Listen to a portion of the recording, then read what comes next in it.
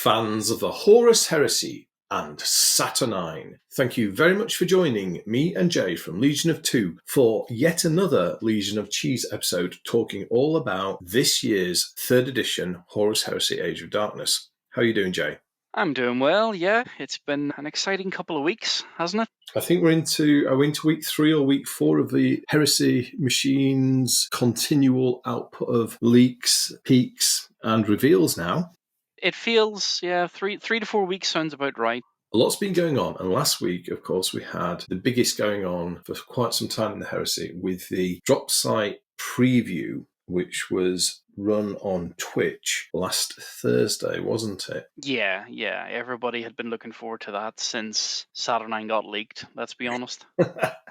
It did, yes. It's been non-stop leaks and sneaks and hearsay and whatnot. But here we are, the week after, the 27th of May, and we thought we'd get back together with the viewers to have a bit of discussion about everything that got shown off. And there was loads of it, wasn't there?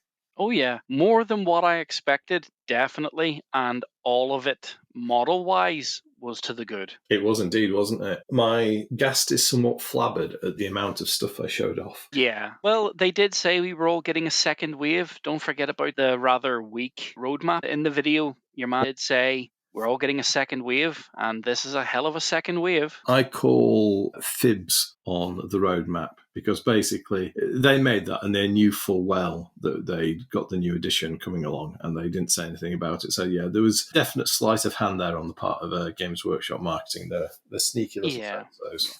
They did tell the truth with a lie. They said we were getting tanks, and as we'll talk about later, we're getting tanks. We are. They just neglected to mention a new edition. Yes. And on that subject of new editions, what we decided to do is, because so much stuff was revealed, we've decided to run this as 2 separate episodes, haven't we? Yeah. And what we thought we'll do is, in this first episode, is talk about the miniatures. And that's the contents of the Saturnine starter set and the forward-looking reveals, plus a few little cheeky spots that were made. And then in a separate follow-on episode, we're going to talk about the new edition, because that's quite a different thing. And we also thought that really, we don't know really that much about what the new edition means yet. Yeah, they've only give us the teasiest of teasers. You know, we know 3 things. The damage characteristics for melee and shooty weapons has changed, and we're getting new stats. New personal stats. Really about it. Yeah. So we thought we'll deal with that separately because I think it's a subject in its own right. There's all sorts of questions and what ifs around that. And plus, given that there's so little being said, we thought we'd leave it to a bit later, because otherwise we could just end up speculating without really saying much. So today's discussion is about the miniatures only. Yeah. Which is really sometimes what a lot of people yearn for in the end. You know, some people are just more makers and painters of the minis more than the rules. You know, some people maybe just don't care at all that there's a new edition coming. They just want the lovely new minis. Absolutely, and the miniatures are amazing. And that famous bit of Games Workshop survey they did, I think it was back in 2016 or so, maybe 2015. And one of the things they revealed from the market, big sort of community poll they did, was 80% of their customers only buy the miniatures to build and paint. Most people never play the games. I'm not even interested in the games. Yeah. Yeah, so the miniatures are king. So, talking about that, wow, the Saturnine box. So, we've got a very good look at all the new models now. Where do we start with this? Let's start with what isn't the headline, which is MK2 Crusade Armor. So what are your thoughts? When I was watching the preview, when I saw this, I had a fair guesstimation in my head of what they would look like. I mean, let's be honest. We knew that the 5 poses would be identical because they have to follow the same poses for the special and heavy weapons. Yeah. So it was more about, never mind the pose, what are they going to change on the armor? We knew what the torso looked like from the vehicle upgrade sprue, and I'd remember sending you a picture of the wee kit bash I'd done where I put the 2 torso on the 3 body to make a hybrid. And I was like, all we need to do is imagine if you take the armor plates off the upper and lower legs to show the new version of the Mark III, as if you turn the Mark III around, you can see that all the plates are flat against each other rather than being segmented on top of each other. Yeah. Then that's what you would see. And in this instance, yeah, they are beautiful. Small tweaks here and there, which I think is quite nice. Scope on the Phobos, exposed power cables on the backpack, which is slightly different from the Mark III, which is quite nice. Yeah, I just think they're brilliant. That's a great... I'd not spotted that with the... Yeah, the red... Well, you see it on the arm workers on the GW web store. They've got exposed red cabling, whereas in the Mark III, that plate is reinforced. I've not noticed that. That's a great spot. That, adds something to both what the Mark IIs look like, how the Mark III's presented as being up armoured. So, very nice, yeah. Mm-hmm. But Mark IIs, everybody's been yearning for these to come back since the last chance to buy massacre of 2018. Sad day that. It wasn't the best, was it? Finally, we get them back. Mm-hmm. In some ways, what we can see is, straightforward. It's following the new established pattern of these general purpose tactical kits that then can be used for special weapons, despoilers, or heavy weapons, heavy assault squads, or anything else in between. Yeah. I think they look really nice, and they look very much how we expected them to be, with the sort of, was it Fafnir Ran the first time we got an inkling of what this would be, and then Hibu Khan was... Yeah, no, Fafnir was the Mark III. He was the inkling of the first time we saw the Mark III. I think Hibu was the first one we saw in New Gen Mark II. What we're seeing here, we already knew a lot of, if we're to be honest. That Hibu Khan model was, here's what new Mark II looks like, if you're wondering. I think they look really good. A lot of people have commented on how the design is different to the Forge World model. So the Forge World Mark IIs, while they weren't originally Heresy models, they were first created for the Badab War series. And they were only created in 2011. So they were relatively recent. Yeah. Although there were a few kits that Forge World did over the course of the Heresy with Mark II. So they did Assault Marines, and then they did a second set of tacticals, and then there were the heavy weapon troopers. So they did quite a lot of it. But when you look at the new Mark IIs, you got to go back to the artwork from the original concept artwork. So John Blanchard's drawing from, I think it was White Dwarf 127, all the way back in 1990, I think. I'll correct that on screen if I got it wrong. The way he drew them is they were adjoining armor plates, not overlapping, and the power cables are flush with the armor panels as they presented. And this is the same as the first ever Mark II Space Marine models they did, which were designed by Jez Goodwin, actually, from, I think, 19 or 91. Then there was Armor Through the Ages, which was very similar again. And then, was it the artwork in Codex Astartes? I think it was, that showed the sort of more recent interpretation, and I use that term loosely considering they've evolved so quickly. Yeah, but again, the one in Codex Astartes, so we had all the Ultramarines and different armor marks. The Mark IIs, they had adjoining armor plates, they weren't overlapping. The overlapping thing was a creation of Forge World, which I think are very cool in their own right, but there's a reason why they're being presented this way. I think there's probably also some practical production reasons as well for going with this smoother look. Yeah, they definitely are really, really nice. There's no, honestly, way of putting it. It's nice to see also the fiber bundle cables are, as you say, they're flush to the armor, but they're also quite chunky. Which seems to be the way they're going for these fiber bundle cables, especially on the, say, like the back of the Mark III, the lower leg. They're very chunky there, and we've already seen... Oh, the power cables. Yeah.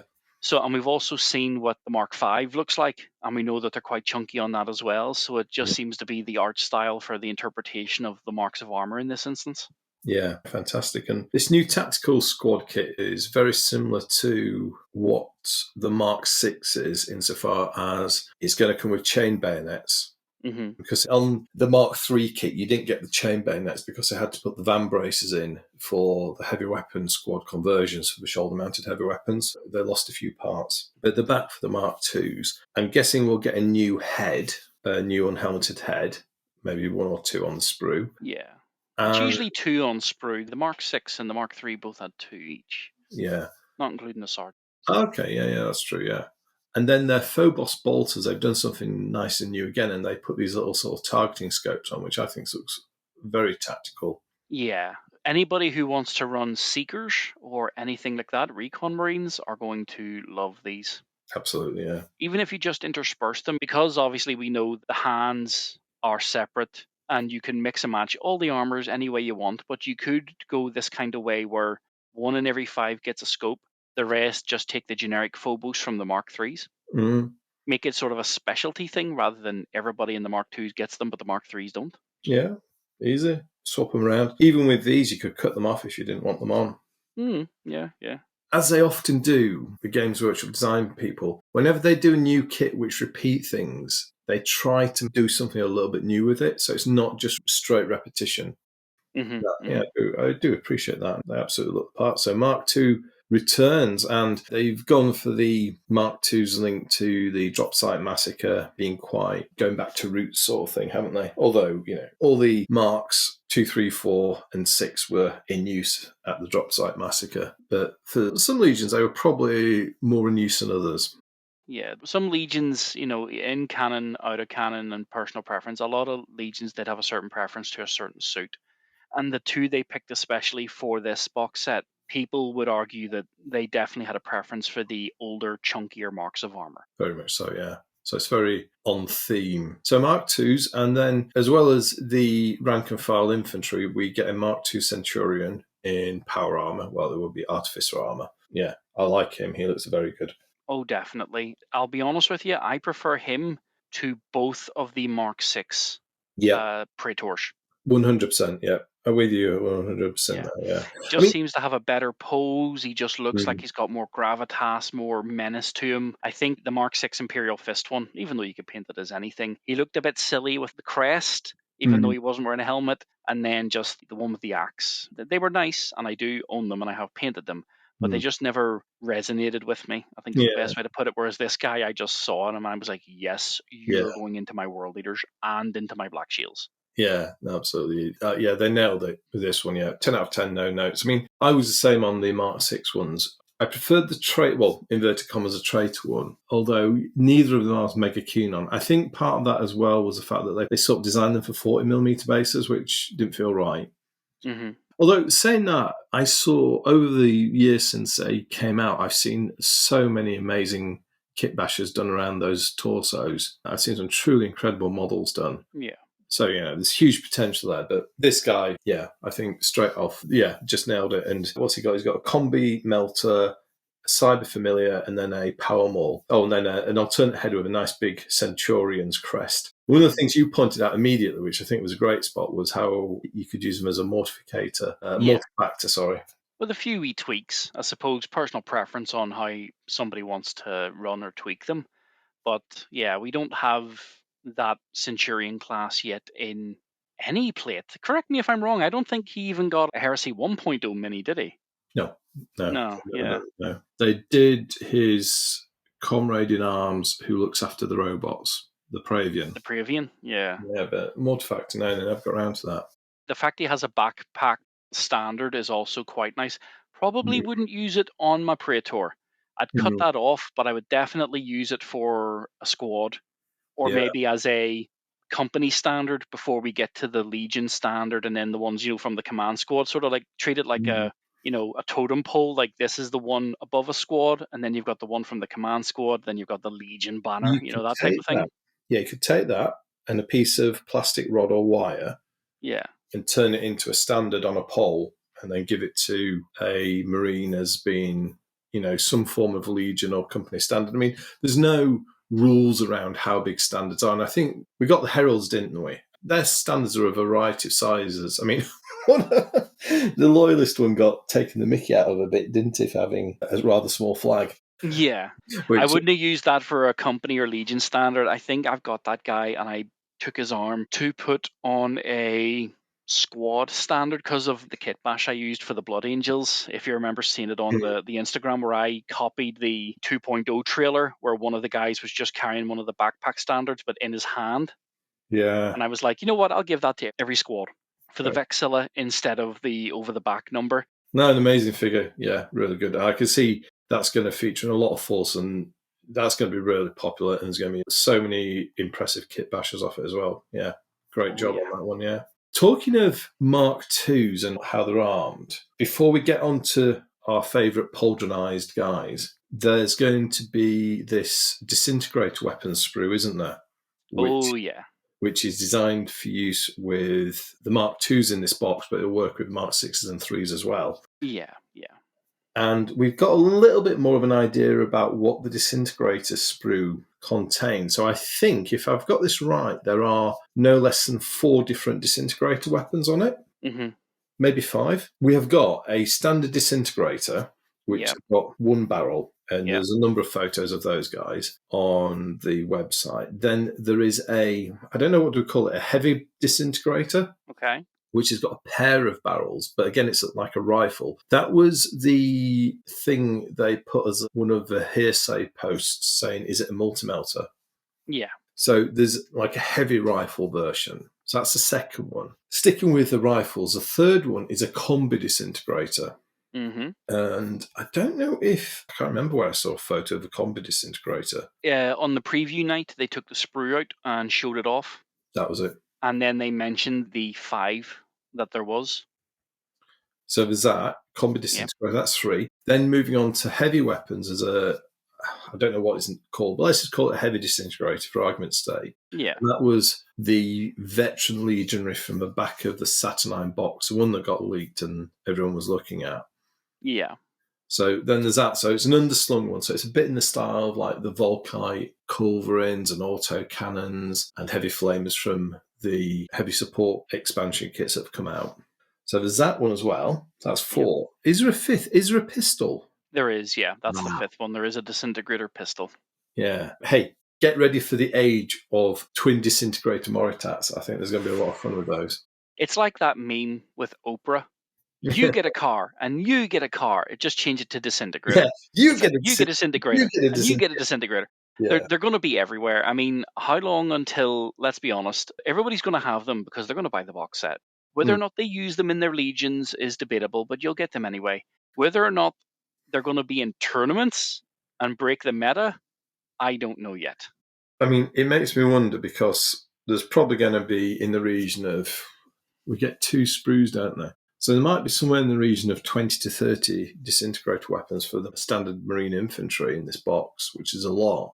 Yeah, I think they said 29 to 30 per 2 sprues, so it's 15 per sprue, roughly, give or take. So there's loads, isn't there? So, I mean, if they're anything like they were in 1.0, I mean, they're crazy, powerful guns. They're dangerous because they gets hot and they're AP2. So under normal circumstances, if you've got it on anything other than a hero with multiple wounds, hero or veteran, if you fire it and it gets hot, well, you're dead. So you can't save it. If you've got an apothecary, you might be able to dodge a wound with feel no pain, but they're quite dangerous in that regard. Even more so than plasma, because plasma weapons you would get a saving throw against gets hot with. Yeah. And I guess that's something we're going to have to get into when we discuss the rules, is they're introducing a big category of new weapons, disintegrators. How have these been balanced against the other weapons? Yeah. Would they make any other redundant? Yeah, you can't make the humble bolt gun or the trusty bolt gun redundant. Yeah. So, I mean, if you leverage it through gets hot and high points cost, then that should hopefully serve to keep things balanced. Maybe short range. I mean, I do remember the disintegrator weapons were relatively short ranged. Mm-hmm. So bolters probably have a ranged advantage. So, yeah. But yeah, disintegrators all round. Darth Vader would not be pleased. No, Boba Fett and Dangar have been told no disintegration, so we'll see. The Mandalorian, on the other hand, well, watch out, Jawas. Just on that, it is very much a reoccurring theme throughout this box. They've gone back to some really foundational Rogue Trader stuff with the disintegrators. You know, the original Space Marine, the Imperial Space Marine, they're going back to some roots and bringing it back to life and saying, yeah, this is going to be a new part of what we are. So I like that. I do like that they've done that, along with the, the headline act of this box, which I think we better start talking about. Otherwise, the viewers are going to start a riot. Right. Saturnine Terminators, the mightiest pauldron marines of all time. I mean, this is like, the Imperial Guard. The bigger the hat, the more important they are. Yeah, definitely. It does have a bit of a Pakled feel to them from Star Trek Lower Decks. The higher up you go, the bigger your shoulder pads or the bigger your hat is. These guys have got the very biggest of all shoulder pads. They're absolutely immense. Wow. I think the shoulder pad is bigger than a marine. Yeah, well, they're huge, aren't they? We were right in our previous video. They are on 50mm bases. Yeah. And they would definitely need to be, let's be honest. Mm-hmm. They're absolutely enormous. and very much a modern reinterpretation of the original. Although we've not seen the back of it, the back's got quite a lot of similarities to the original one. Obviously, the massive pauldrons, the two teleport homers or teleporter generators. Yeah. Those. The Aquila was on the original. The original had a stylized eagle. I think it was probably more because they'd not really nailed down the style of the eagles back then.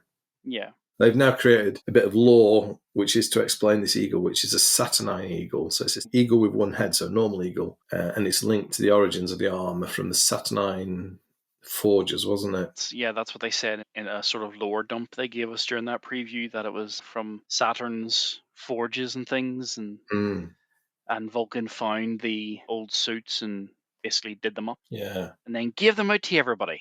Whoops. You could have done with not giving them to the traitors, Vulcan. Bit of a misstep there, mate. He's not the first loyalist Primarch to hand away weapons to traitors. I'm looking at you, Lion. Yeah, yes, exactly. I remember that bit when he was like, "Here, you have these 3 massive siege guns." Like, oh, I knew I didn't like the Dark Angels. Just before it all kicked off. Saturnine Terminators are absolutely enormous juggernauts. There's a lot of debate online. How does it fit a Space Marine inside it? Because the proportion. I've seen a lot of people try to do the whole proportion aspect, and something I think I did mention, whether we put it on the Legion of Cheese, I'm not too sure, but I think I definitely did say it to you, where somebody had suggested that actually the Marine inside's a quadriplegic. Basically, remember we talked about a little proto Dreadnought? Yeah. If that was the case, they would actually fit quite nicely. So let's have a quick discussion around theories of how the Marine gets inside. So I don't think you could fit a Space Marine in them, as they're shown, yeah. They're just too big. The legs of a Marine, basically his shins would be at the very most generous interpretation of size compared to like the Mark II, say. His shins would be in the knees. So if the knees moved, they could break the legs. So that can't fit. As long as they're not what my worst fear would be, we should be okay. They're Centurions. That it's a Marine in armor in a suit. He's not in his body glove. He's actually in his Mark 4, 5, 2, 3, whatever, and he's in a suit. That would be that would be just like just go away. I don't think it is that, and I think they've probably learned their lesson when it comes to Centurions. Yeah, I mean, we did know that that padded thing they showed in Heresy, that is actually the interior of the head. Yeah. But that could just be padding. But there's a lot of discussion at the moment as whether or not it's a full Space Marines. Are they like Space Marines who've been maimed in combat and then put into Saturnine suits? I don't know. I mean, otherwise, looking at the size of them, the only way you could really explain that is if they are even bigger Space Marines. You mean like Endred and the Primus Initiates? Yeah. To be honest, they're bigger than that. They're the size of Custodes. Yeah. They'd have to be near Thunder Warrior status then, because Endred was half a Thunder Warrior and he towered over his brothers. Even to a Thunder Warrior, they towered over him. Yeah. Interesting. So that's another idea for who are the occupants of these things and whether or not they're normal Marines. I mean, from the limited background they've given so far, it doesn't sound like they're any particular special breed of Marine. No. I suppose while it's fun to speculate in that regard, I do hope they not dump us in, like get it out of the way. I do hope we get a good wee bit of lore soon, even before they drop the box. Just to, I love the lore, so I just want to know how, there's no other way of putting it. Just tell us what the crack is with these things, I wonder if they'll do one with a back banner, like what's the name? Is it a Nomborai Nin? I can't remember the name of the Japanese sort of samurai era back banner pole. Oh yeah, the one that points sort of like I know what it means, sort of like got a bit of wood L-shaped style, but upside down. Yeah, an inverted L. Yes, the Dire Avengers, a lot of the Eldar have it. Yeah. I wonder if they'll do one of those for these guys, given that was part of the original model, or whether or not they'll step away from it. I don't know, but I don't really think they need a Vexilla. Look at the size of them. It's not exactly like you need to rally your company and that kind of. It's like, well, that's true. Yeah. And then for looking at the war gear we've seen so far, and what the trailer showed. So first thing we know is these guys are teleport capable, and teleporting is integral to their way of war. So that's the first thing. Then weapon-wise, the weapons are modular, and we've got a twin or heavy disintegrator weapon arm, and then we've got this fist, which is called a disruption fist, isn't it? Yeah, with an underslung special weapon. I think there's also a disintegrator shown off as well. Yeah, you can just see that, can't you, on that guy? Or is it? I don't know if it's a flamer or something. I'm not sure, to be honest. I think it might be a flamer. I'm looking at the picture of the White Scar that they did on the GW website. They did a White Scar, an Iron Hand, and an Iron Warrior. Oh, Just to yeah. show a wee bit of the color scheme, but also some of them are carrying different weapons. They are, yeah. And we know there's the twin plasma, which we saw on the Heresy, but I think that's mostly for the Praetor, not the generic men. But the kit might fit, given the design similarities. That's true. So they've got this disintegrator. They've got the plasma weapon, which is a plasma bombard or something. Yeah. It's going to be a plasma bombard because the big one on the Saturnine Dreadnaugh is a heavy plasma bombard. So those are plasma bombards. Disruption Fist with optional underslung weapon. The Disruption Fist we know is like a faster power fist, not quite as hard hitting, but has a stun effect. And I just noticed, do they come with different? I think they come with optional heads, these Saturnine Terminators. Yeah, they do. Oh, if you look at the iron, you see that the Iron Warrior has a mouth grill. Yeah. That looks good, yeah. Sort of Sauron-esque. Yeah. And then the Iron Hands one is different again. I wonder if they all have the underslung fist weapon. Or is that part of a disruption element? I don't know. But yeah, so there's that. The heavy disintegrator gun and then the plasma bombards. It seems to be that they can be fist disintegrator or disintegrator bombard or twin bombards. I'm not seeing one done with twin disintegrators yet. No, not in any of the artwork we've seen yet. Or sorry, any of the models shown off so far, no. Oh, actually, you could go bombard fist as well. So quite interesting, the modular nature of the weapons on those. I do wonder, you know how quite often in these starter sets, there's something which doesn't come with all the options that are going to be finally available? Yeah. I do wonder if there's going to be more weapons in a later, fuller kit for this Saturnine Terminators. I would put money on it, and it's not the only kit I would put money on for that. Yeah. There seems to be 3 posers. It's going to be interesting to see if there's any posability in them. Obviously, they're big and lumbering and chunky. I just wonder how much ability there will be to create a variety of poses, because I think that could be quite important in these, because otherwise it might end up looking very samey. Yeah, it's going to be good when we get a hold of the sprue and start playing about with it, because especially with the shoulder pads, they look very fixed, even though we know they're obviously going to be glued together, front and back piece of plastic. But that will obviously restrict heavily the poses of the arms. Never mind the legs and things where you want them running, standing, jumping. God, I'd love to see one of them jump. But you know what I mean? So you're not really going to be able to have the maybe wide arm pose. It does seem to be very much like you're either walking forward or you're planting yourself, probably because of the amount of firepower you're going to produce. Yeah. I imagine these are going to be pretty slow, clumsy things on the tabletop. Yeah, probably standard Marina's movement 7. I would dare say these are at least a 6, if not a 5. Probably a 5. Probably that's why you need the teleporter, because it would take them a fortnight to get across 6x4. Never mind a by 6 or something, you know. Yeah, it could be even slow, maybe. Maybe that's why teleporting is going to be part of their thing, isn't it?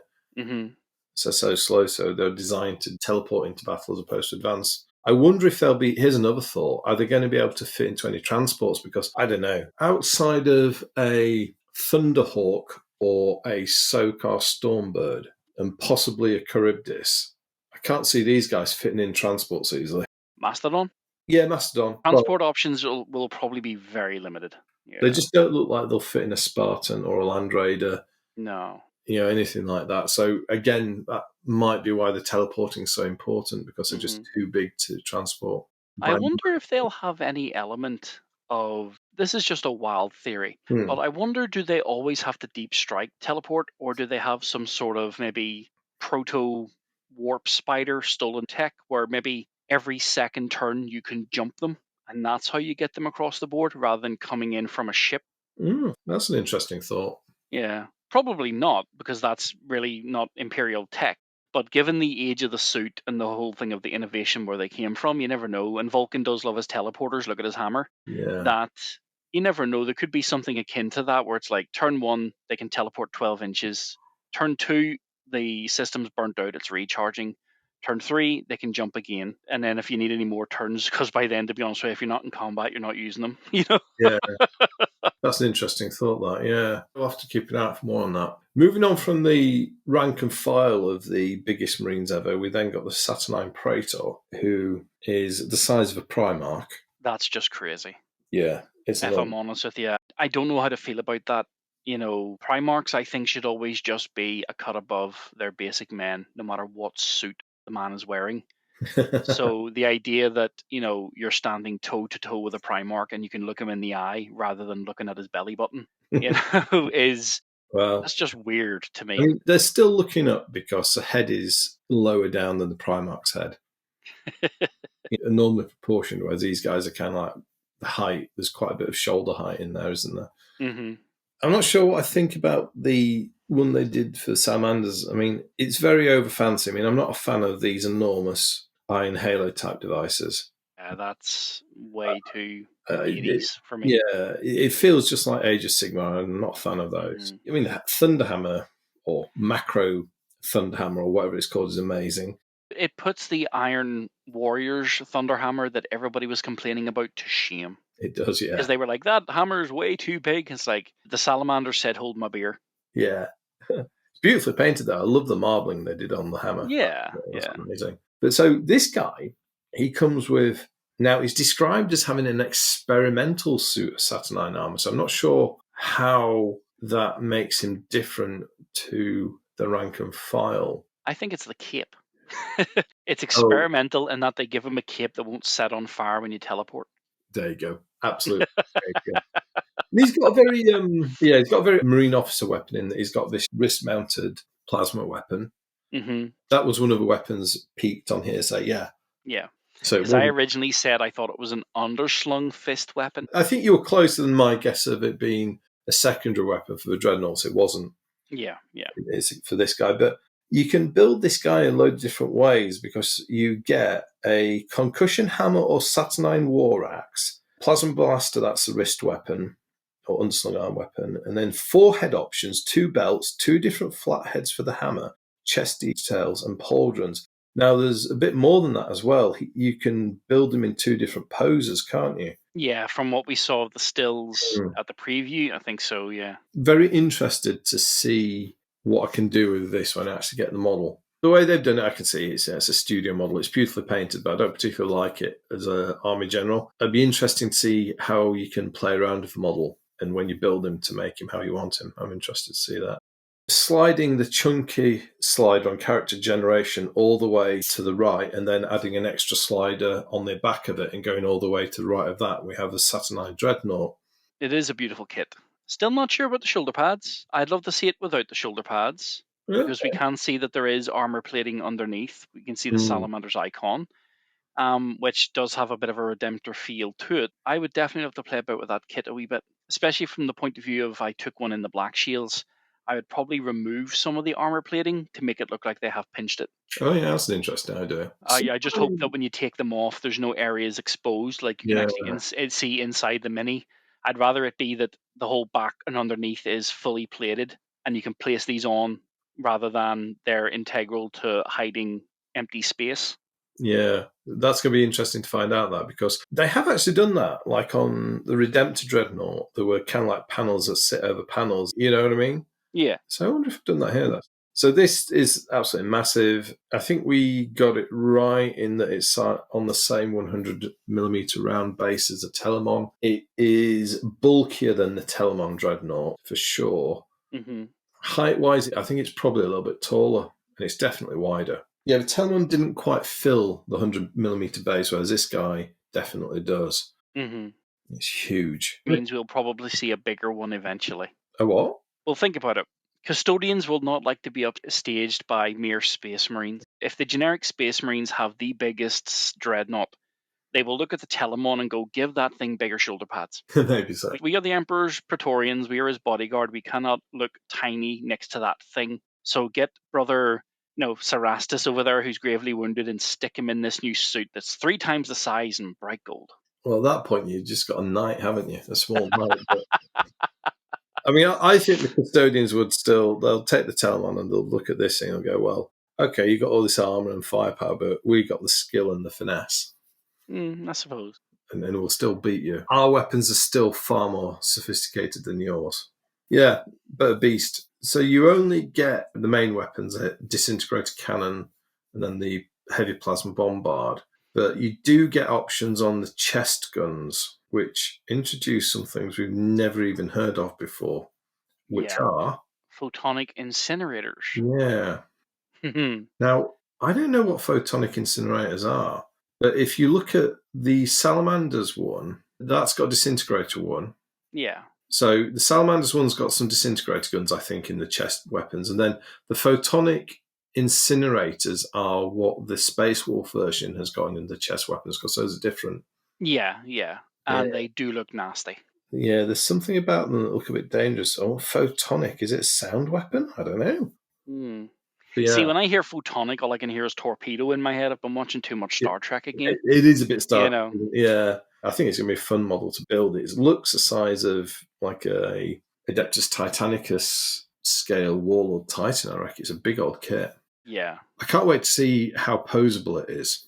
Mm-hmm. If it follows the same design principle as the Contemptor and the Leviathan, and to a lesser extent even the Deredio, there's going to be a lot of posability with it. Yeah, exactly. Yeah, I mean, the Contemptor and the Leviathan were just fantastic for poses. I don't think they'll have gone without the ability to give it some good posing.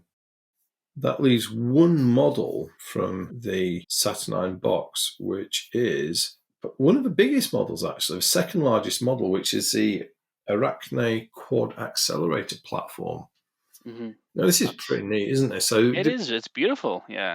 Obviously, we'd had a peek in the leaked photos we now can see properly. It had a starring role at the beginning of the cinematic. It and about 3 of its mates just shredded that Fellblade. They did, yeah. They were definitely alluding to its firepower. It was actually right, though. I said it's the same weapons as are on the Sicaran, and it does actually say it's the same. Yeah, the quad autocannons. Yeah, they're like quad heavy autocannons. Well, they're called accelerator autocannons. I'm not sure if it's supposed to be railguns, but I don't think they're railguns. Maybe it means accelerator because they just fire quickly. But the Sicaran version is basically like a standard autocannon on steroids with loads of shots, and this doubles the firepower. So even though the guns aren't that powerful, perhaps against the heaviest of armor, the sheer number of shots, you're going to get hits and rending hits. So I also think this is going to be an anti-flyer thing as well, and that is why it's in this box, because it gives everybody a strong anti-flyer option. Yeah, it is a beautiful kit. The design of it to have by the looks of it, maybe a single Marine in the central section is very nice. And it also, according to the trailer, has some sort of shielding, maybe an invuln. It does, yeah. Was it the Fellblade or was it its friend that was beside it? Took a shot at it and it just bounced right off. It was a Fellblade, yeah. Yeah. Now, the Fellblade main gun is a railgun. Mm-hmm. And that's a massively powerful cannon, and yeah, just stopped it.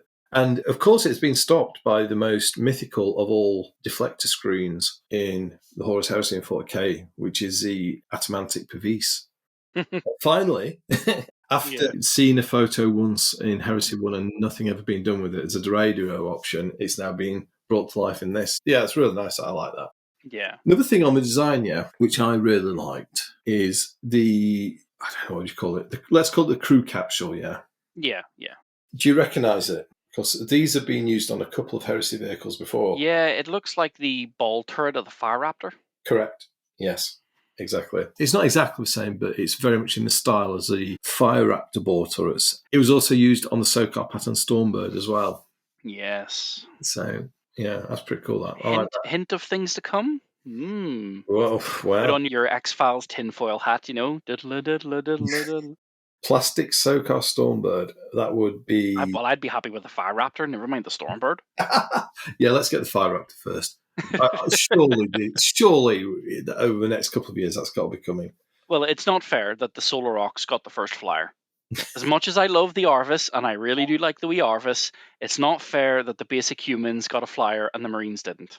Yeah, sucks. Justice for the Marines, you know? Yeah. For once, the Space Marines didn't get first. But I also like how they've done this in the same style as the Tarantulas. It looks like a giant, it's like a scaled up version of the same sort of deployable turret. So, yeah, very nice. And they changed the name to stick in the stick with the spider theme. Yes. Yeah, you called that right. Because it's basically just a proto-Hydra. You know, maybe this is what the Hydra was thousands of years ago before maybe they found the Hydra STL. Yeah. And that's why they use Hydras and not Arachnes in 40k. So the box contains 40 Mark IIs, 2 sprues of Disintegrators, 6 Saturnines, a Saturnine Praetor, the Arachne, and the Saturnine Dreadnought, which I reckon feels to be about the same amount of stuff as was in Age of Darkness. No, I would say so, yeah. Yeah. I mean, you got to be wary about what they show in marketing, but when they opened the box up, it was full to the brim with sprues. So as long as there's no shenanigans going on with hidden blanked off spaces with bits of cardboard in the box. Oh, yeah, those little mini compartments that you always open thinking there's going to be something inside it, and there's nothing but fresh air. It's nothing but fresh air. But, assuming that's not the case, it's a similar amount of stuff. And in some ways, I would perhaps argue it's better because instead of getting the one big thing in the form of a Spartan, we're getting two. We're getting the Dreadnought and the gun platform. So it will split better than Age of Darkness will. Yeah, you don't have to argue with people over who gets the tank. Correct, yeah. So very nice. You just get to argue who gets the Dreadnought. Oh, well, a new argument, yeah. At least you can have that discussion, though, because some people will say, I don't care about the Dreadnought, but I want that gun turret. Yeah. Very Iron Warriors for this fan, because, what was it? Which story? The First Heretic. You got the impression that when the Iron Warriors were setting up their defensive positions prior to the Great Betrayal, they had a load of turrets and gun positions, and I think this is very much the sort of thing, isn't it? Yeah. It was referenced in those stories, so yeah, very good. Wow, so loads of Saturnine stuff, gorgeous models. They just keep going from strength to strength, don't they? Oh, no, definitely. Now, unfortunately, after the, what we call it, stress, anxiety of waiting for the reveal, waiting for the leak, now we've got the stress and anxiety of waiting for the pre-order. Well, I don't mind. I'm quite a patient sort of guy. I'm not. Yeah. So that's a you problem, mate. Very good. Now, there's a lot more than that, and hopefully going to pick the pace up a bit now for the next bit. But before we get on to looking ahead previews, there were a couple of cheeky spots, weren't there? Yeah. The Twitch stream, which we just wanted to draw attention to. So first one, a new Mark IV Space Marine has been shown for the first time, a standard Marine. Yeah, it was when Adam, the presenter, took out the rulebook and flicked quickly through the pages. Yeah. And somebody got a still of the Mark IV, and it's definitely a new design. Absolutely. And as the viewers can now see, we've got a side-by-side comparison here with one of the original style Mark IVs from the Heresy art, and a couple of key points to draw attention to. Lower leg proportions, very different. Extent of chest plate to the groin is different. Thickness of power cables across the chest is different. Angles of those are different. Shape of the helmet. Shape of the helmet, yeah. Depth of the shoulder pads. Depth of shoulder pads, yeah. So this is what new Mark IV is going to look like. And this next image, you can now see it next to a Mark III and a Mark VI, and they're very much of the same style. So that was one. And then there was a second one, wasn't there? Which was this Rhino. Was this word bearers, this Rhino? It is, yeah. The Whirlwind was word bearers, yeah. They showed that off. I can't remember if they were speaking about the Liebers or the Istvan book. But they flashed it up on screen really quickly. And obviously everybody was like, okay, well, that's not the Scorpius. Yeah. It has a more classic Whirlwind feel to it. It does indeed, yeah. So they've obviously just taken it, maybe recreated it as an homage. And it looks like the new plastic kit. Yeah, definitely. For the Rhino chassis. You can tell by those towing lugs at the front. I had a little bit of a look a few months back to when the Tarantula Turrets were revealed. And I am 99% certain that the turret there is the Arius frag missile launcher that was shown on the Tarantula. So, yeah, it's a classic Whirlwind returned. I also think, given that the Tarantulas get the Hyperius anti-air missiles, or SAMs, we may well get the same option on this Whirlwind. Yeah, which would be nice. It would be. And just an observation, there appears to be quite a lot of anti-air weapons in emplacements cropping up, doesn't there? That is true, yep. Why would you be needing anti-air weapons? Because there's things in the air coming. Yeah, but it's not really going to take that much to shoot down an Arvis lighter, is it? Not an Arvis lighter. Well, I know what you're getting at, but right now all they have is the Arvis, and you could breathe on that thing and shoot it down. But a Storm Eagle or a Fire Raptor. Or a Xiphon. A pack of Xiphons, yeah. You would need serious AAA to deal with those. Yeah. Oh, yeah. Or even drop pods, let's be honest. Ooh. Yeah, I wonder if, maybe. Yeah, we'll have to see about that. Shooting drop pods down. They did call it the Dropsite Preview. Well, that's true, yeah. And there were definitely drop pods used during the Isfahan 5 Dropsite massacre, yeah. We'll see. So, right, let's move on to looking ahead from what they actually talked about as opposed to what we grabbed in cheeky screenshots, yeah? Yeah. So, firstly, Mark II Assault Squad. Awesome. This I did not expect. And I'm so chuffed to see it. Even though they did say that these are quite a while away. I would assume either Christmas or before the end of the financial year. So around about April. Yeah. March, April. Yeah, they look great. I didn't expect it. I thought the Mark 6 would be the only ones we were going to get. But instead, they went for the Mark 2s because they were another unique Assault Marine kit that the Forge World guys used to do. Yeah. Alongside the 4s and the 5s, which hopefully, you never know, in a year or two's time we might see. But until then, and that chain axe. Yeah. Oh my god, I'm going to have to, I will be ram raiding bit sites to get that chain axe for my world leaders. Yeah. It does look the part, doesn't it? It really... It looks bigger than him. It does, yeah. I know it's obviously the angle, but it's like, dude, that is bigger than you. How are you swinging that without compromising your backpack? It is like, I'm in the starters, I'm in power armor, I can swing. Mm-hmm. Yeah. It looks great. It would put me in mind of a bit of Adrian Smith art from one of the art books that was published with the original Black Books. Mm-hmm. It really reminded me of that. And I liked the nods they'd done to that. It also reminds me of the Forge World Mark IIs as well. Yeah. Really nice in that regard. I love the massive jump pack they gave him. He looked like, compared to the Mark VIs, like he's equipped with more primitive equipment. Yeah, definitely. It does sort of show the difference. Yeah, less elegant. I think that capturing that feel really well with this miniature, in a way that the other Mark IIs don't capture quite so vividly.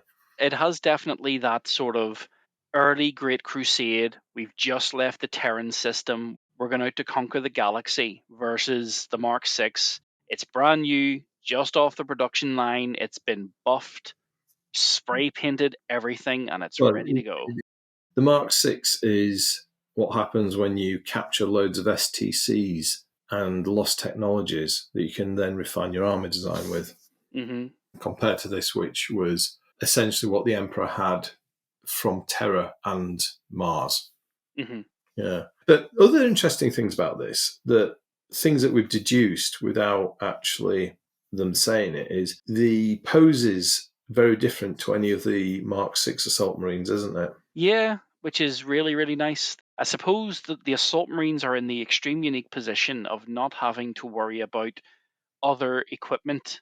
Yeah. Like the tactical Marines, a Mark II Assault Marine does not need to carry the guns and or even the melee weapons of the Mark VI variant, so you can have different poses. So I think with each armor mark they do an assault squad for, we'll see new poses. And this guy is one example. Also, rather than chainswords, so the Mark VI assault squad, they've all got quite classic 40k chainswords, haven't they? Mm-hmm. This guy, chain axe. So I think they're going to do different weapons. Yeah, per kit. Yeah. That would be definitely interesting, yeah. And another thought as well, chain axes are not a standard piece of kit at the moment for assault marines. I had to go and check the rulebook after someone commented on the thread that I put up. At the moment, it's a World Eater thing, so... And I'm not biased or anything, but let's keep it that way. I think that boat sailed now, mate, because this guy's an Iron Warrior. It may well be that World Eaters still have that option as a freebie. Everyone else pays a point or two, maybe. Yeah, so a Mark II Assault Squad, huge surprise. Then it just kept coming in the form of Mark III Breachers. Well, Breacher Squads. Finally, it looks great. It's like we said many, many moons ago. It's an upgrade sprue. Am I right in thinking they actually said that during the stream? They did. I can't remember which one of them it was who'd said it, but one of the guys did say that it was an upgrade sprue so that you could put it with any mark of armor you wanted to use. And if you look close enough at the picture, the Mark III Greave that's on the hand that's holding the bolt gun does seem a bit more raised than the ones you would get if it was molded on, which leads me to believe that that's the Mark III upgrade Greave. which always sit a little bit more raised than the ones that are molded on. I think that's a great spot. Actually, I've not noticed that until you mentioned it now. Yeah, it is. So this is going to be compatible with the Mark 6 and Mark 2 kit now as well, isn't it? Yeah, I think so. Oh, that's fantastic. That is. But yeah, I mean, in the end, that's great. I mean, as much as some people decried upgrade sprues as maybe lazy and they wanted the new marks of armor, I love an upgrade sprue because I'm not bound by fixed kits. Yeah, exactly. I mean, no doubt they'll sell them as a Mark III Breacher squad, but they'll probably sell the sprue separately as well. In the same way they did with the command squad. Yeah. They did a Mark 6, a Mark 3, and then the kit itself. But the thing you're getting here is the new helmet, and that helmet is really nice. Yeah. It's reminiscent of the Forge World Breacher squad kit.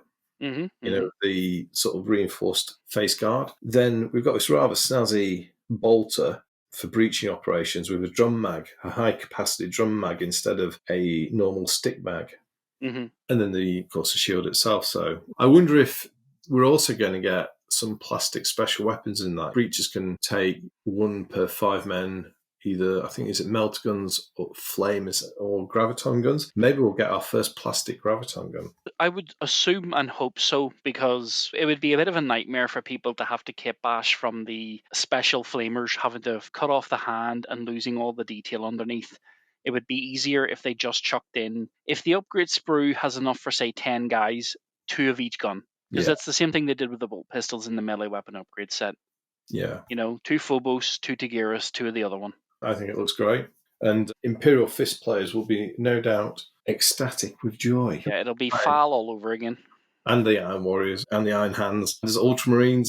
There's lots of great Breacher units out there, aren't there? So, yeah, very nice. Another surprise, and filling in another 2 of the gaps in the kit range. So we're really starting to narrow it down now in terms of options. Now we're starting to get into the more niche stuff like Destroyers, Recon, and Seeker squads, aren't we?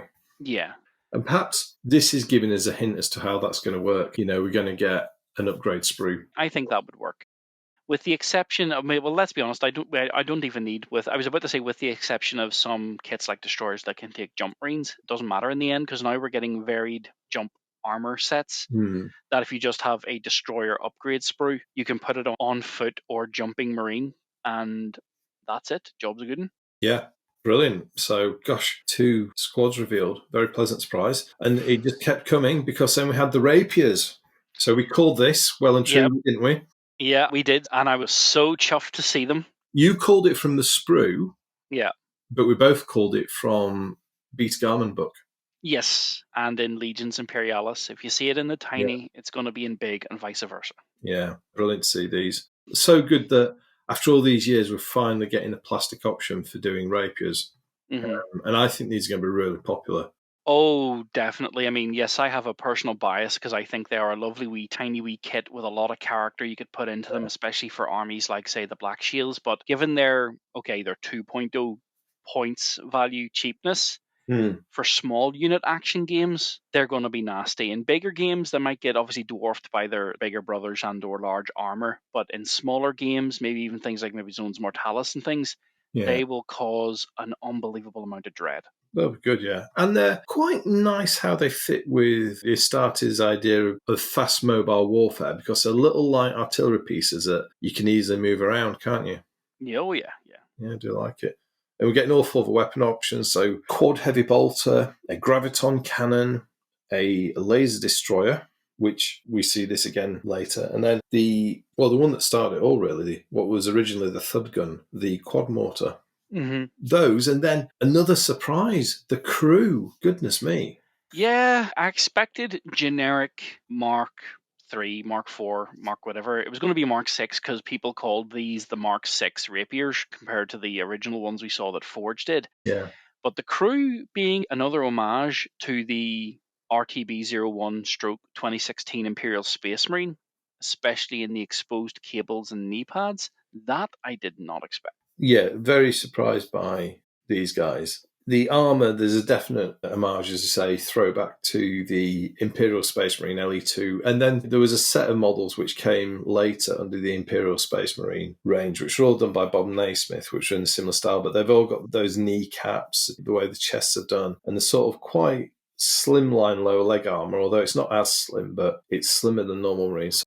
Oh, I mean, you get the Tech Marine style helmets, which I think look great. And then you look at these guys and they've got so much in the way of little kits. I mean, you get the guy who's kneeling as well. Yeah. Really interesting new pose, which goes well with artillery. Yeah. All these little sensor gizmos, a servo skull, data pad, slung bolter. Yeah.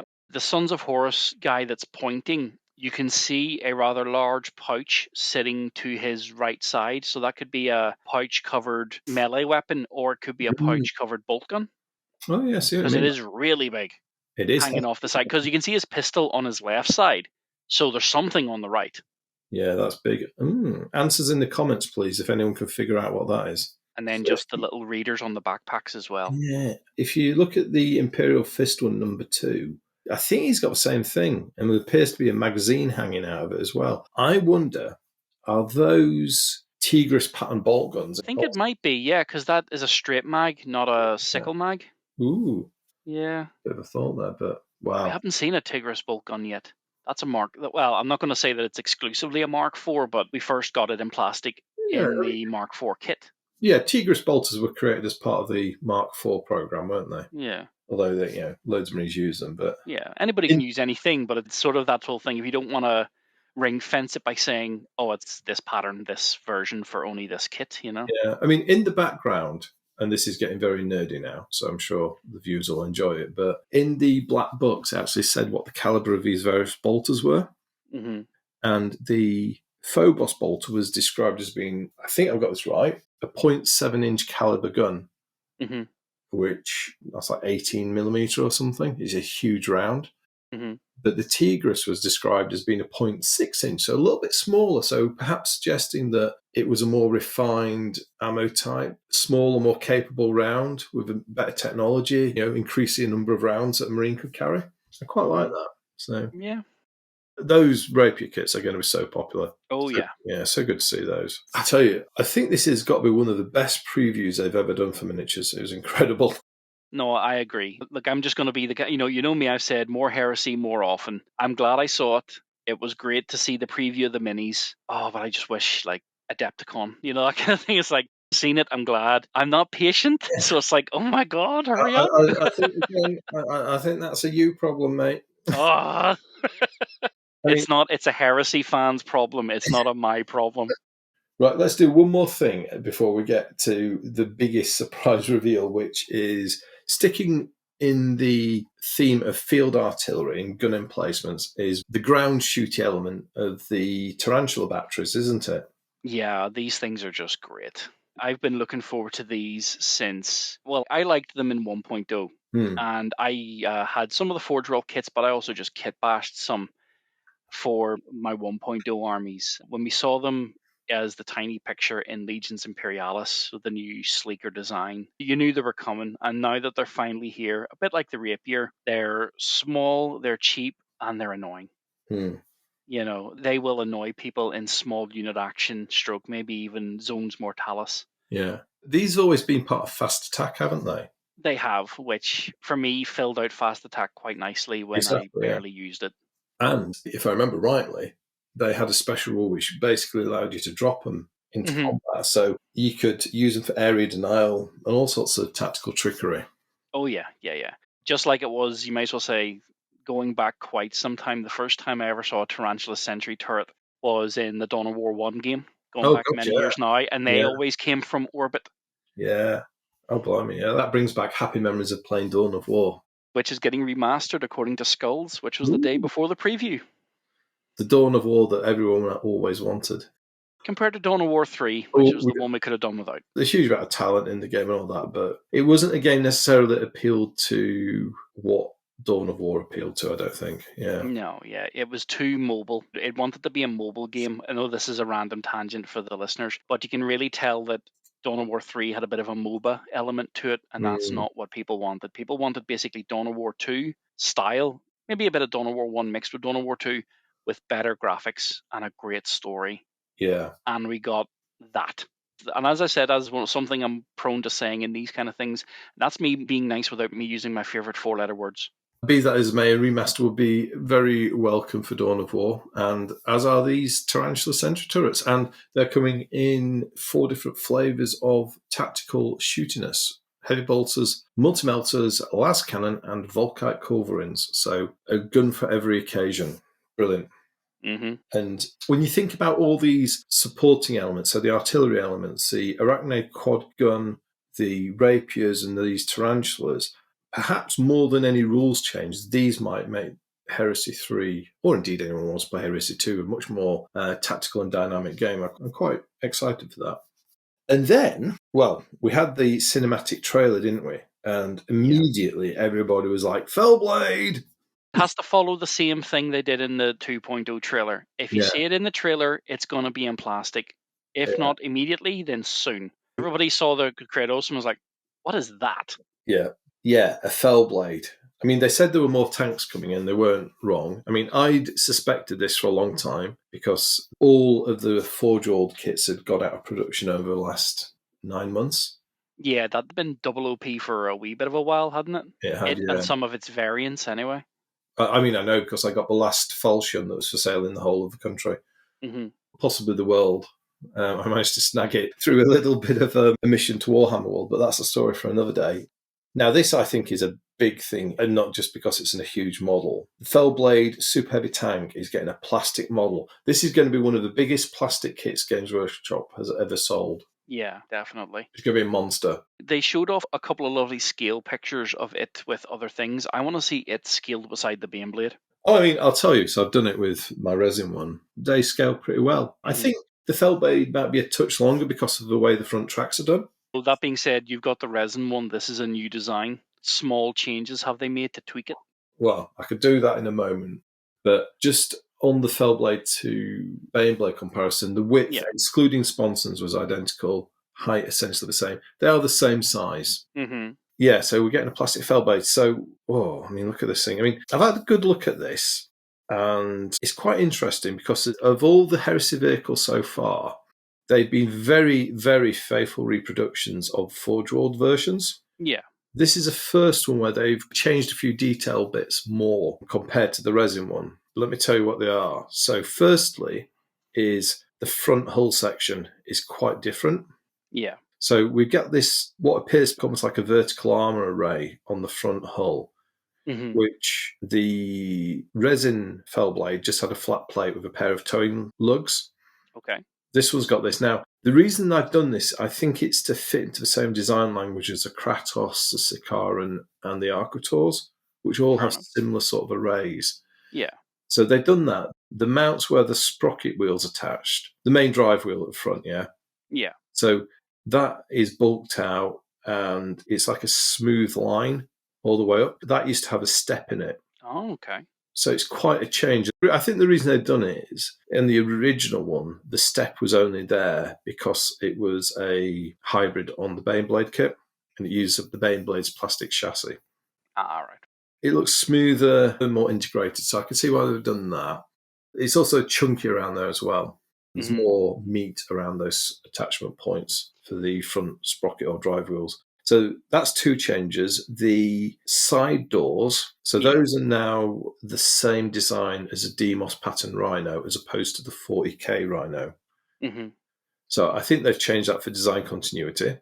Yeah, to bring it into line with the Sikaran, the Rhino, the Kratos. Yeah, I think it's quite neat that they've done it because there's 2 different versions now. And it also means that modern Legion-specific doors are compatible with it, the resin ones, so that's a good thing. The long-range fuel tanks at the back, those are a different design.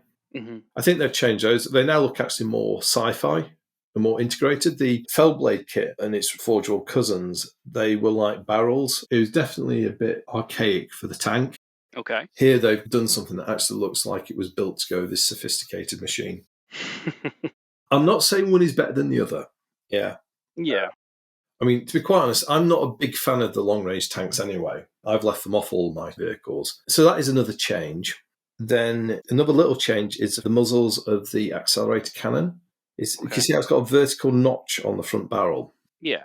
The resin one doesn't have that, and the barrels are thinner. Now, I think the reason for this is it's plastic and it needs to be a certain strength, so they've just changed it a bit for that. That's fine. The great thing with this is I reckon the barrels will be hollow, so you won't have to spend hours like I did drilling the barrels out. Oh, yeah, and you say you don't have OCD. I mostly do, but barrels, they've got to be drilled. And then the final change, and this is the one that I'm not so happy with, Okay. aesthetic reasons, is they've very much changed the design of the demolisher cannon. Yeah. Yeah, to sort of be more akin to the current Demos Vindicator, isn't it? Correct, yeah. They've used the same demolisher cannon mount as that. Now, I think the reason they did it is they do have sort of design rules where they basically say weapons should have a common form factor. Yeah. And they shouldn't look different. So rather than recreate the Fellblade's demolisher cannon, they said, it needs to look like the Vindicator one, so it's the same. And, I think the designer's done a reasonable job of integrating it, but I don't think it looks as nice as the other one. Yeah. But I don't know, that's just my aesthetic taste. Some people might like it more. So that's another change. I think those are most of the detail changes I could spot. There may be more. The tracks, I think, have all got rivets on. The tracks are also slightly thicker. Yeah. The track links than the resin one. And then the other option is we've got some new weapon options for the sponsons. So you've got a quad heavy bolter here. And there was another photo which just accidentally showed a laser destroyer. Oh. Yeah. I think I blinked and missed that, genuinely. Yeah, I just forget where it was. I will try find it and put it as a screenshot for the viewers. But yeah, you get the laser destroyer option, you get the quad las cannon, which you can see on the website, and you now also get heavy flamer option for the front defensive gun position. So yeah, wow. But yeah, I didn't expect a flipping Fellblade in plastic. Yeah. Well, it's only the first of two so far from that trailer. We know the other one's going to come as well soon. Well, there was also a glaive, wasn't there? Yep. And I did some careful looking at the video, and the glaive, it had the same front hull design as this one. Yeah. So that says to me that, yeah, they've done it as well. And there's no way they've gone to the effort of creating this plastic kit to then not create the glaive and the falchion as well. We'll maybe get one every 3 or 4 months or something like that. Maybe they'll space them out. Just like they did with the Knights when they came out. It'd be interesting to see how much these kits cost. The Fellblade kits, before they went out of production, they got all the way up to about £230, I think. Okay. And that was a resin plastic hybrid. Now, I'd say 120. Yeah, 120, somewhere between 120 and 140, I think. Yeah. I will admit, though, I would probably... I'm not saying that this kit isn't my bag, but it's been Wharf affected, if you know that TV trope, because I'd take an Arachne over this because I've seen an Arachne shred it, Considering in the trailer the Arachne shredded this tank, to then show it off to be like, oh, this thing's amazing. It's like, no, what? I think I prefer the thing that killed it, if I'm honest with you. Yeah, fair enough. But don't forget, it was an ambush.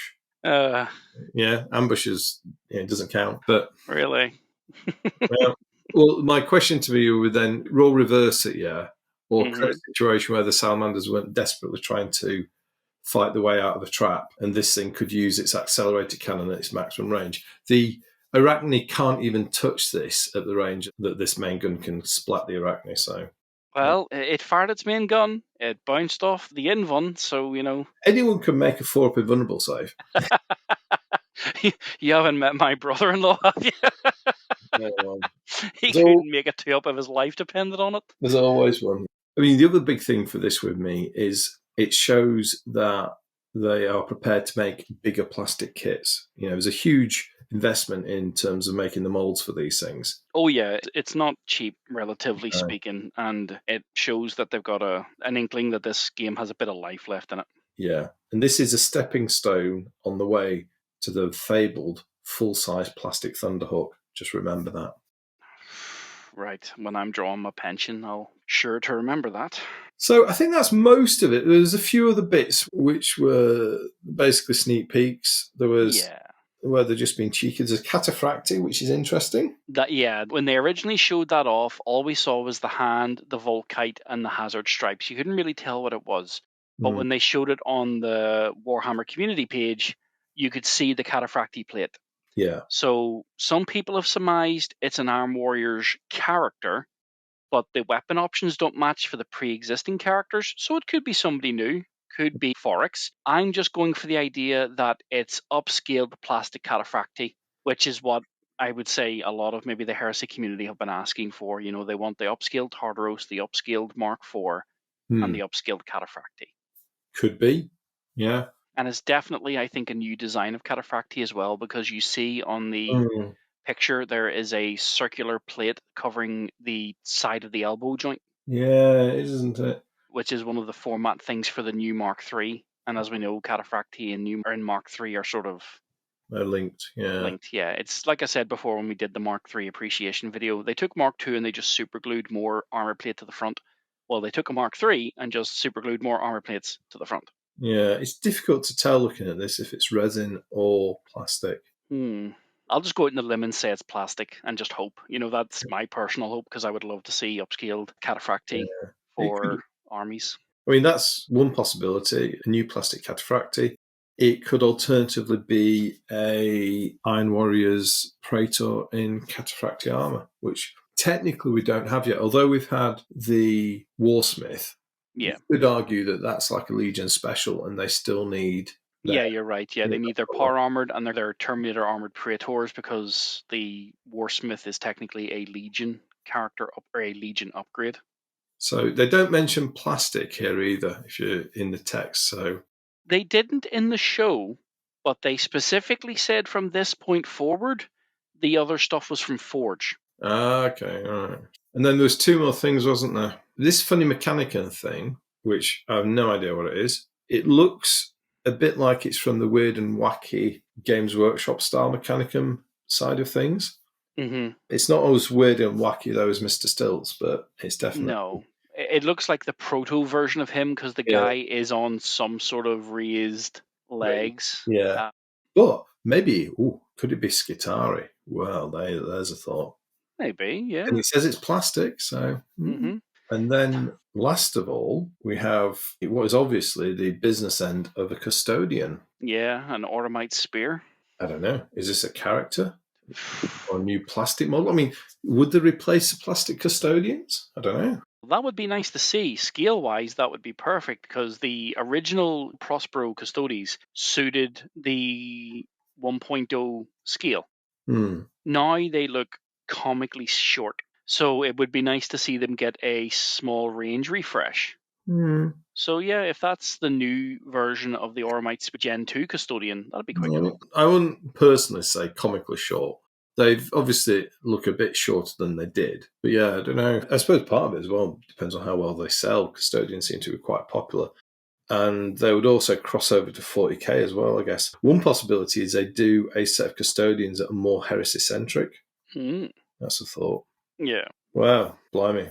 But so much stuff, gosh. I think that's got to be the biggest heresy miniature preview ever. That's got to be one of the biggest miniature previews Games Workshop's done, full stop. There's loads. Yeah, it's definitely equal to the original announcement for 2.0, which is where they dumped quite a lot of stuff years ago. Definitely. And yeah, it was just good to see. Miniatures-wise, it was a great preview. Yeah. And it gives us a lot to look forward to. Well, absolutely.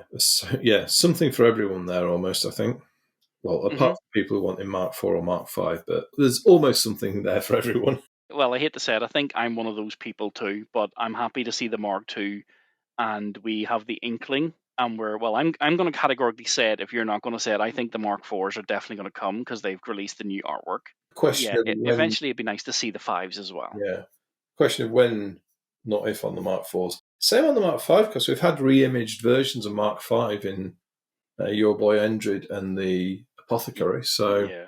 Maybe they'll copy 2.0 for 3.0. Maybe we'll get the initial run of the 3.0 minis that we've seen here over us, and then we'll get another battle group in 2026. Yeah. Just like they did with the Mark IIIs. So maybe in like a future battle group, it'll be Mark IV centric. That would work, wouldn't it? Yeah. Yeah, they're basically just copying a theme that worked last time. So, if it ain't broke, don't fix it. Yeah, could see that. What an amazing set of models and stuff to look forward to. So that's the first half of our reflections on the Saturnine Dropsite Massacre preview. Next time, we're going to come back and we're going to talk about the rules side of things, aren't we? Oh, yes. And while hopefully by the time we talk about it, edit it, and produce it. Most of it will be redundant. That's going to be an interesting chat. It is indeed. Well, yeah, we'll come back to that later. There's a lot of questions around that. Yes, great stuff. So I think that's everything we wanted to cover. Covered a lot. I hope all you viewers and listeners have enjoyed this discussion. As always, please do share your thoughts and observations in the comment section. There's a lot to talk about here. Oh, yeah. And if you saw something we missed, stick it in the comments. Absolutely, yes. Well, we try to get everything in. There's a lot of sharp-eyed people out there, and we do miss stuff. So, yeah, anything else, please add. Good stuff. Well, anyway, it's been good to chat with you again, Jay. Yes, thank you. I think that wraps it up then for this video. So, again, thank you everyone for watching and listening, and we will speak to you again soon. Bye-bye now.